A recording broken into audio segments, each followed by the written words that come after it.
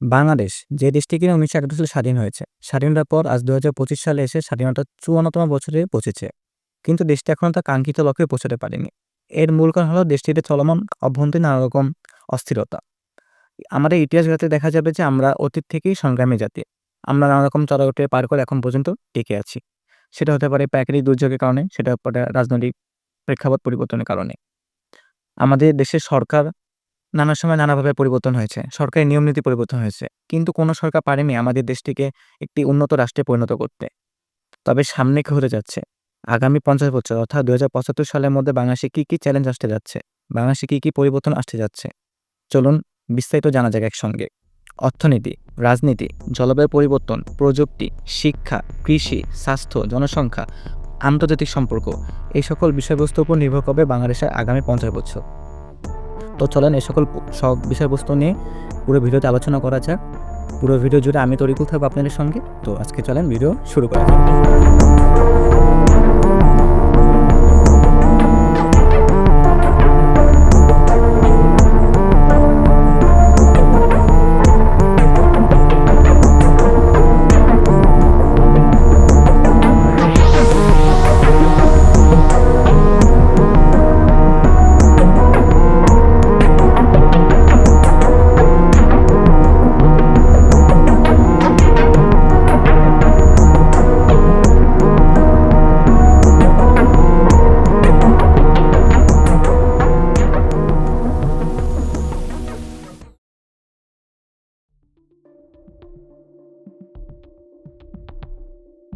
অধ্যায় ১ অর্থনীতির ভবিষ্যৎ।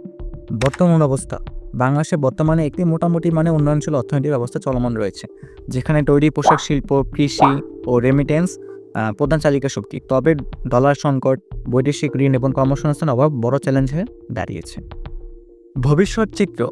২০২৬ সালে বাংলাদেশ এলডিসি অর্থাৎ লিস্ট ডেভেলপড কান্ট্রিজ থেকে উত্তরণের পর নতুন বাণিজ্য চ্যালেঞ্জ আসবে। ২০৭৫ সালের মধ্যে উন্নত দেশ হওয়ার লক্ষ্যে শিক্ষা প্রযুক্তি নির্ভর অর্থনীতিতে পরিবর্তন ঘটবে। ডিজিটাল ও রোবোটিক্স নির্ভর উৎপাদন ব্যবস্থা চালু হবে। মধ্যম আয়ের ফাঁদ অর্থাৎ মিডল ইনকাম ট্র্যাপ কাটিয়ে উঠতে হলে বিনিয়োগ ও দক্ষতা বাড়াতে হবে। এ বিষয়ে বিশ্বব্যাংকের মতে সঠিক নীতি গ্রহণ করলে ২০৩৫ সালের মধ্যে বাংলাদেশে ৭ থেকে ৮% প্রবৃদ্ধি অর্জন করতে পারে। অধ্যায় ২ রাজনীতি ও শাসন ব্যবস্থা। বর্তমান অবস্থা। রাজনৈতিক অস্থিতিশীলতা, দুর্নীতি ও ক্ষমতার কেন্দ্রীয়করণ, নির্বাচন ও গণতন্ত্র নিয়ে বিতর্ক। ভবিষ্যৎ চিত্র।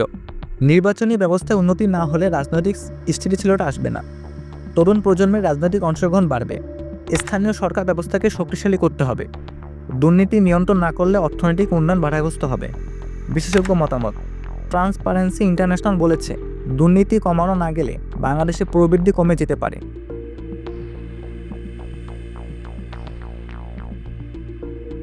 অধ্যায় ৩ জলবায়ু পরিবর্তন ও পরিবেশ।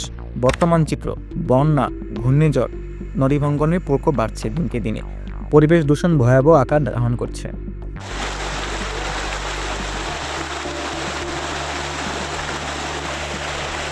ভবিষ্যৎ চিত্র।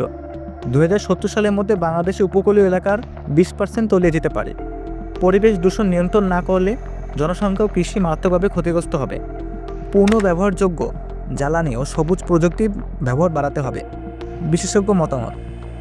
জাতিসংঘের পরিবেশ প্রতিবেদন অনুযায়ী বাংলাদেশ পৃথিবীর অন্যতম জলবায়ু ঝুঁকিপূর্ণ দেশ।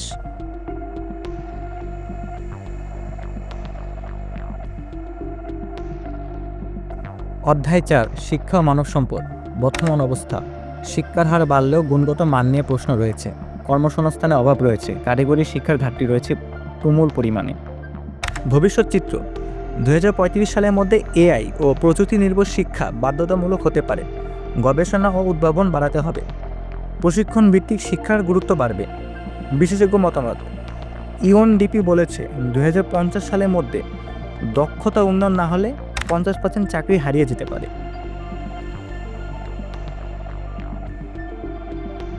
অধ্যায় ৫ প্রযুক্তি উদ্ভাবন। বর্তমান অবস্থায় স্টার্টআপ ও আইটি সেক্টরে উন্নতি রয়েছে।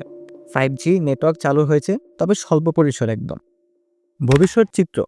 বাংলাদেশে ২০৩৫ সালের মধ্যে প্রযুক্তি নির্ভর অর্থনীতিতে প্রবেশ করবে। কৃত্রিম বুদ্ধিমত্তা, ব্লকচেইন ও আইওটি প্রসার ঘটবে। বিশেষজ্ঞ মতামত, বিশ্বব্যাংক বলেছে বাংলাদেশে যদি ডিজিটাল রূপান্তর সফলভাবে সম্পন্ন করতে পারে তাহলে এটি দক্ষিণ এশিয়ার অন্যতম প্রযুক্তি সমৃদ্ধ দেশ হতে পারে। অধ্যায় 6, কৃষি ও খাদ্য নিরাপত্তা। বর্তমান অবস্থায় কৃষি জমি কমছে, রাসায়নিক সার ও কীটনাশক ব্যবহার বেশি পরিমাণে বেড়ে যাচ্ছে। ভবিষ্যৎ চিত্র, স্মার্ট ফার্মিং ও ড্রোন প্রযুক্তির ব্যবহার বাড়বে। খাদ্য নিরাপত্তা নিশ্চিত করতে জিএমও ফসলের ব্যবহার বাড়বে। বিশেষজ্ঞ মতামত, এফএও বলেছে 2050 সালের মধ্যে খাদ্য উৎপাদন না বাড়ালে বিশ্বব্যাপী খাদ্য সংকট দেখা দিতে পারে।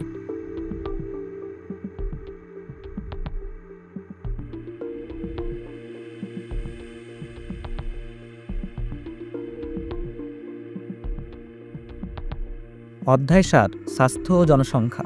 বর্তমান অবস্থা, সরকারি হাসপাতালগুলোর মান নিয়ে দিনকে দিনে প্রশ্ন আরও বেড়ে যাচ্ছে। অন্যদিকে বেসরকারি স্বাস্থ্য ব্যবস্থার ব্যয় অত্যন্ত বেশি হচ্ছে। ভবিষ্যৎ চিত্র, 2040 সালের মধ্যে স্মার্ট হাসপাতাল চালু হতে পারে। টেলিমেডিসিন ও এআই ভিত্তিক স্বাস্থ্যসেবা বাড়বে। জনসংখ্যা বৃদ্ধির হার কমাতে পরিকল্পিত পরিবার ব্যবস্থা চালু করতে হবে। বিশেষজ্ঞ মতামত, WHO বলেছে বাংলাদেশের স্বাস্থ্য খাতে বিনিয়োগ বাড়ানো না হলে 2030 সালের মধ্যে চিকিৎসা সংকট তৈরি হতে পারে। অধ্যায় 8, আন্তর্জাতিক সম্পর্ক ও ভূরাজনীতি। বর্তমান অবস্থা, ভারত, চীন এবং পশ্চিমা দেশগুলোর সঙ্গে কৌশলগত সম্পর্ক ভালো মন্দ মিলে রয়েছে। ভবিষ্যৎ চিত্র, বাংলাদেশের ভূরাজনৈতিক গুরুত্ব আরও বাড়বে। বেল্ট অ্যান্ড রোড ইনিশিয়েটিভে অংশগ্রহণ নিয়ে নতুন সমীকরণ আসতে পারে। রোহিঙ্গা সংকটের দীর্ঘমেয়াদী সমাধান জরুরি।